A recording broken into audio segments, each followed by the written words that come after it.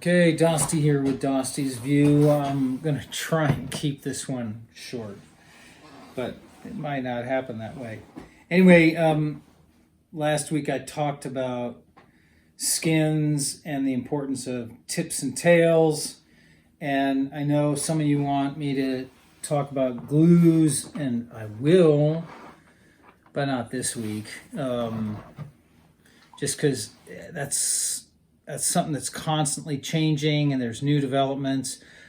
Overall, I will say that in general, glues on average are much better than they used to be. It's still possible to get glues that don't stick very well or that are too sticky. It's usually the problem is they're too sticky.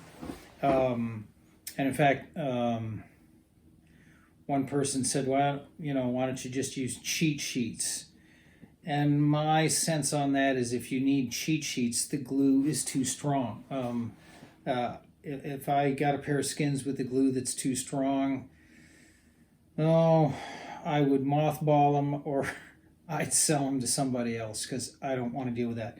If you've got to use cheat sheets to storm short term, the glue is too sticky, in my opinion. Okay, I just don't. I won't put up with that, because I know that there are glues out there that have a moderate level of adhesion that's strong enough to hold on your skis and not so strong you can't pull the skins apart, unless you have superhuman strength, and you shouldn't need superhuman strength. But the thing I wanted to talk about today, more importantly, was skinning technique. And I'm on record as being the guy that prefers to take the low angle skin track. And in fact, someone asked, well, why do you need to put your weight on your heel? Well, that's where you get the maximum amount of grip with the skin, because you get most of your grip right underfoot, and you need to put your weight towards the back of the ski to maximize that grip. And it's important to be able to know how to go steep. In fact, I did this, and I think most people do. When you first get turned on to climbing skins, you kind of want to find out how steep you can go. And it's an important personal challenge just to establish what you're capable of doing. But I also feel that it's really important to know how to do that, because even when you prefer to take a low angle skin track like I do, like I did today, actually, okay? We were meandering up through some trees near Berthoud Pass. It was actually Jones Pass here in Colorado. And just the way my path meandered through the trees, I couldn't always maintain a low angle. Occasionally, I would just, based on the trees that were nearby and the way the terrain was, I had to make a couple of moves that were kind of really steep. And it's important to be able to have confidence to know that you can do that and you're not going to slip, okay? But it's also important to know how to be able to find a line going up a hill where you're not going steep and you're taking advantage of every little micro contour in the terrain. What a lot of people tend to do when they get to a little hump is they go straight up it. Well, what happens is then you go up and then down and up and then down. And I think it's really important to maintain a steady incline, because it's more efficient in the long run, because what you can do is you can develop a rhythm. And it's kind of like long distance running. You can just go and go and go and go and go when you find your rhythm. But now this is the main point I wanted to make today.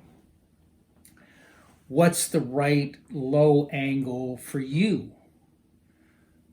It's probably not the same as it is for me. I'm confident that if you followed my skin track, you'd love it. In fact, your only problem with it would be that the engine that was setting the track was too slow, and you would want to go a lot faster, okay? Well, here's the other thing. If you were in the lead, you would set a different angle, because everyone has their own unique breathing pattern, breathing rhythm, walking stride, and angle that they're comfortable ascending a slope with. And so I think it's really important when you're skinning. It's good to be with a group and take turns who's leading and who's not. But more importantly, I think it's important for you to know what your optimal ascent angle is, and pace and stride, all that sort of stuff. And the only way you're going to do that and find that out is to set your own track. Okay? There's some other benefits that come from that. Okay? One, you figure out how you are most efficient. But the other thing is, you get off of what I call the white pavement. When you're following a skin track, you cannot feel the snowpack. You're just feeling a packed down trail. That's what I call white pavement. And so it's important to get off that trail and blaze your own for a number of reasons. But I think probably the most important one is so that you feel the snow. Like where we were skinning up today, actually there was evidence of a prior avalanche. And I kind of determined from afar that was an indication that that slope had already released and was safe. But it's Colorado, so maybe not. So I waited until I got up there, and as we got closer, I started probing the snow. And as far as I could tell, there was at least, I'll be conservative, there was at least a half a meter of dense, homogeneous, what I call styro snow, like styrofoam. It was solid, bomb-proof, okay? There was a hollow layer underneath that, but I determined that layer of styrofoam snow was so solid and so bomber, it created a bridge over that hollow that was underneath. Now, the only way I would have known that was, one, I was making my own skin track and I was feeling the snow, okay? I was also probing, okay? And then I finally decided, you know what, I think I can make it, and I skinned across that avalanche path. I'm not saying that's always the wise thing to do, but I determined through my own assessment that it was, and a key part of that was setting my own track and feeling the snow. And I've got, over 3 decades of doing this. That doesn't mean I always know. I'm not perfect, but it worked out.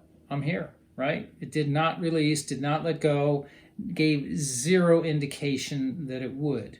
And that came about from me setting my own path and being comfortable with that.